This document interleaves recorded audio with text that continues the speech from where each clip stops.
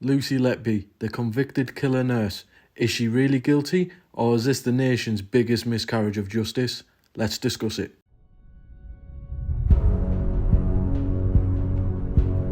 Oi, Savoys, welcome back to Beyond Conviction. For those 49 now subscribers, thank you very much for supporting my channel. I do appreciate your interest in the content that I produce. So thank you very much, and there'll be more coming. So this video I thought I would do just basically for the purposes of debate. So Lucy Letby, that one name that sends shivers down the nation's spine, that neonatal nurse that was convicted of murdering a good handful of innocent little babies and attempting to murder a lot more. So there is a lot of discussion as to whether her trial was a safe trial, was conducted fairly, the evidence that was at her disposal, was all of it allowed to be presented to the jury?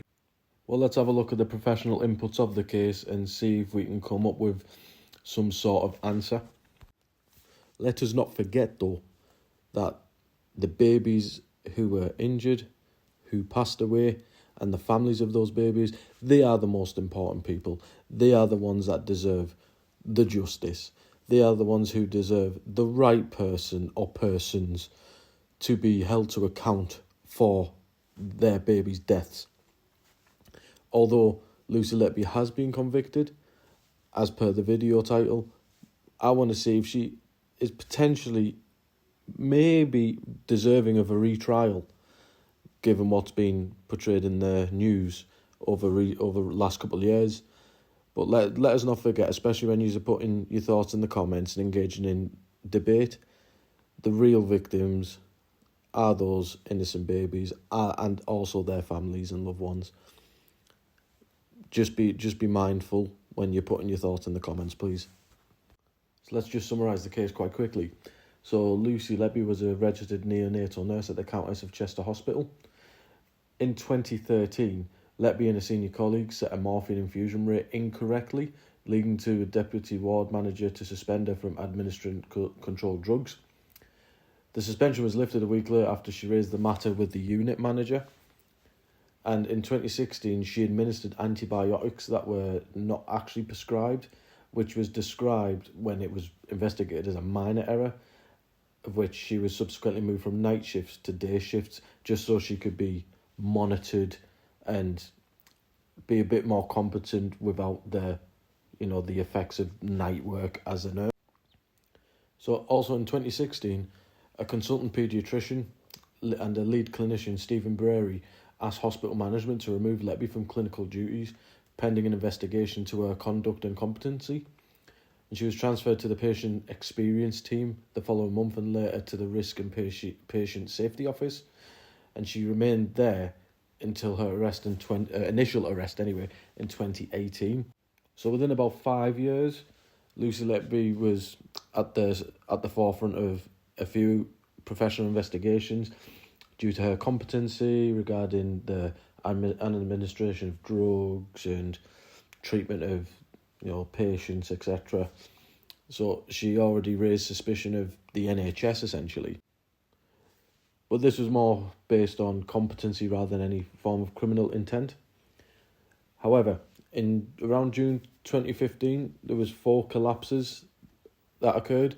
3 of them, unfortunately, were fatal. And the unit normally recorded 2 or 3 deaths a year as a normal rate. As with sick children, it unfortunately does happen. However, the unit manager carried out an informal review and reported the incidents to the Trust Serious Incident Committee, which classified the deaths as medication errors. And it was also noted that Letby was on duty for every incident during the rise of the infant deaths in the ward, which no doubt raised a lot of suspicion. And this is where it came in 2016 when superiors asked the hospital to remove Lucy Letby from active duty, but still claimed that she was safe to work in the hospital, but not administer any form of care while she was under investigation. And then the following March in 2017, 4 consultants asked management to involve the police after receiving advice from the regional neonatal lead. Because of the rise in deaths and the fact that Lucy Letby was on shift every single time a death was recorded, they decided to involve the police to investigate it thoroughly to see what is actually going on. And they did suspect, obviously, criminal intent here. And then subsequently, findings were made and Lucy Letby was arrested in July 2018 on suspicion of 8 counts of murder and 6 counts of attempted murder.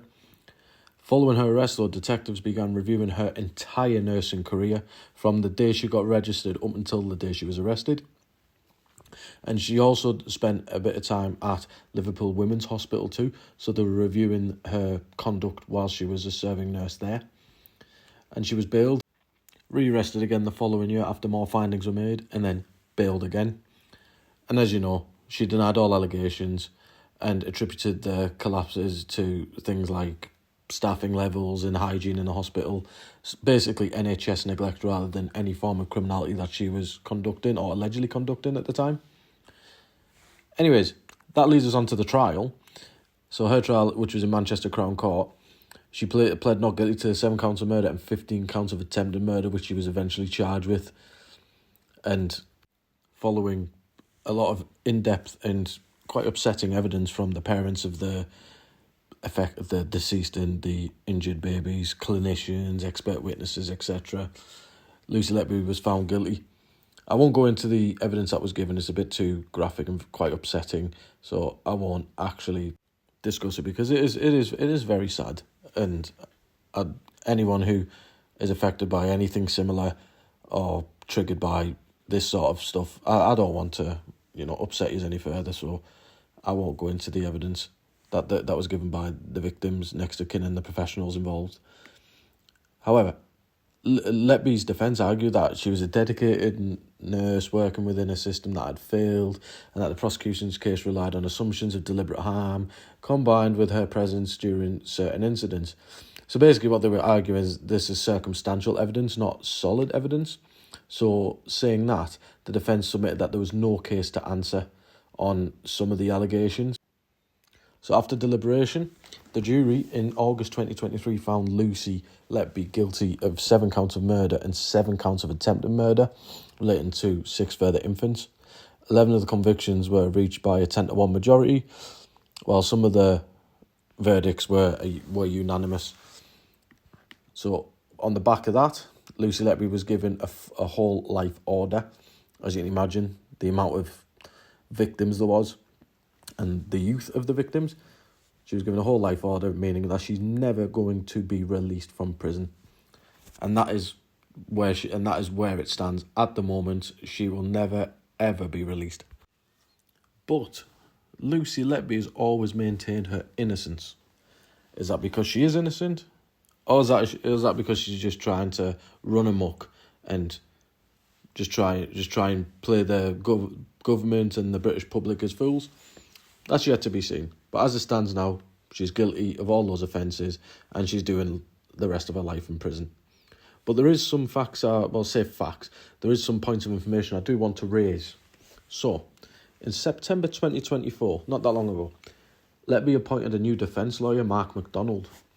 And at a press conference around Christmas time 2024, MacDonald said he was preparing fresh applications to both the Court of Appeal and the CCRC. The CCRC is the Criminal Cases Review Commission, which is usually the last chance saloon to get an appeal in regarding a sentence or conviction. It's usually where people go when they've been turned down by the Court of Appeal in London. They go to the CCRC. So that's where it is right now.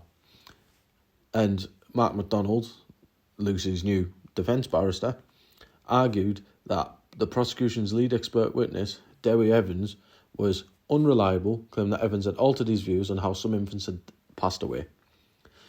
He also said that several experts were producing reports on the infants' deaths without payment, and that 2 reports relating to 2 of the victims, God bless them, had concluded that there was no evidence of deliberate harm. Following this press conference, Evans rejected the criticisms, describing them as unsubstantiated, unfounded and not accurate. He said the only change in his evidence concerned the date of one of the children's deaths, which he attributed to a clerical error by the prosecution. And some of Evans' post-trial comments about the mechanisms of death differed from positions he had taken while giving evidence at trial.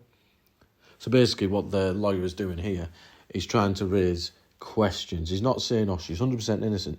He's just trying to raise questions with some of the evidence and the way the UK justice system works. If evidence is unsafe, the judge will disregard it and say that cannot be used.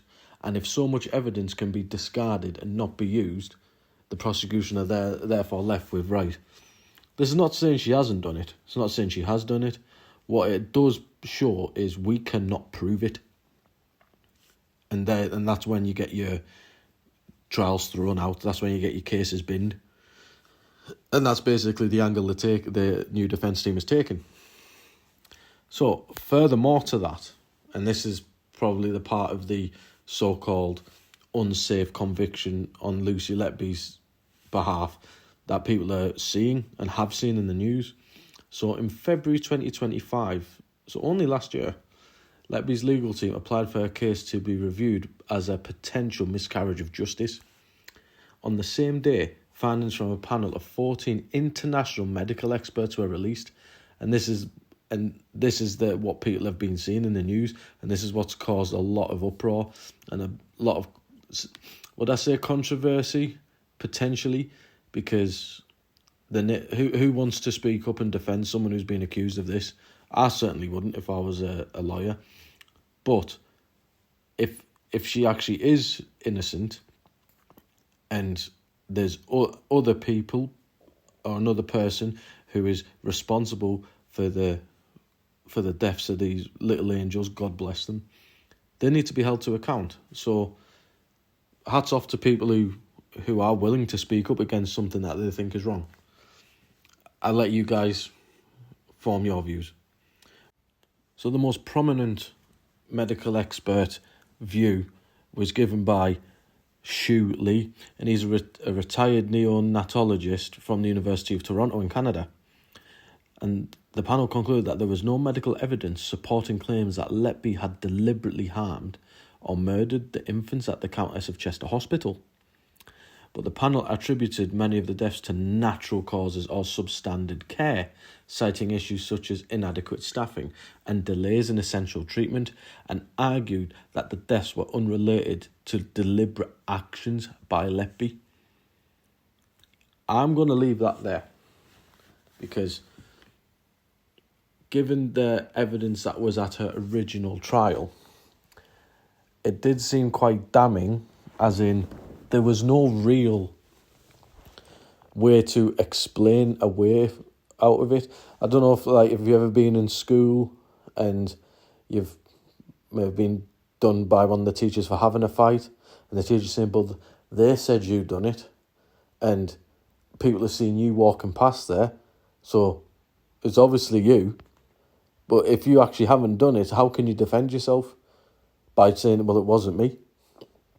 And I think that's the sort of case we have here, where all the evidence points towards Lucy Letby, but there's no actual evidence to point away from her, which is making it quite difficult. And if she hasn't done anything, it's making it quite difficult for her to prove that, which is why her defence team are seeking expert advice from all over the world, because it's quite clear that the evidence that has been made public and was available during her trial shows that beyond the balances of all probability, she is likely to either have contributed to the deaths and the injuries of the little babies, or she's been present on the ward when it's happened, at the very least. So it is a funny one. And the only call to appeal that is available right now is other expert opinion on the substandard level of care allegedly at the Countess of Cheshire Hospital. One thing that does puzzle me, though, is Yes, you have hospitals that, they're understaffed, they're overworked, and, trying to get anything done with such a highly stressed workforce is tough. But do you think that and that alone would have contributed to so many tragedies on this one ward? I wouldn't like to say. I'm just relaying the information, and I just want to hear it from you guys, what your thoughts are. It is a funny one, and of course it is controversial. I mean, how many people are going to be willing to speak up to defend someone who, as it stands right now, has been convicted of harming the most innocent and vulnerable people that exist on our planet, which are newborn babies who are unwell? If I was to give my personal view, because she's been convicted, evidence was heard, 12 members of the public who don't know each other, the jury found her guilty of X amount of offences. As it stands, she's guilty. She deserves to be in jail. Oh, much more. She deserves to be hanged. If, as it stands right now, in my eyes, she's guilty. But there is some areas which do call into question not her conviction, I don't think, but the quality of some of the evidence that's heard. And if those bits of evidence were disregarded, would she still be found guilty? Possibly. Because circumstantial evidence is only that. It's circumstantial. It doesn't mean you're banged to right. It means, well, what other explanation do you have?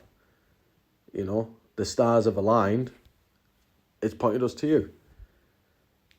So I think that's just the way it goes. And that's how Sherlock Holmes used to do it back in the day. He used to just follow the chain of events and what is the burning gun? What is the most common variable that keeps appearing? And the most common variable that keeps appearing is more than likely the answer. And unfortunately, the most common variable that appeared here in this investigation was Lucy Letby, and that was their answer. What do you think, guys? Should the conviction stand, or is it worth revisiting in an appeal, in a retrial, or whatever? Let me know. Do I think she's guilty? Like I said, as it stands, yes, she is. She's guilty, and she's where she needs to be, in prison for the rest of her life. Until somebody comes and proves to me otherwise, that's where I'm sitting. Is she's guilty, she stays in jail, and that's where she's going to rot. Let me know your thoughts in the comments. Should Lucy Letby be given a retrial based on what we know right now, or she's guilty as sin, go rot in prison? Let me know your thoughts, guys. Thank you very much. Peace and love.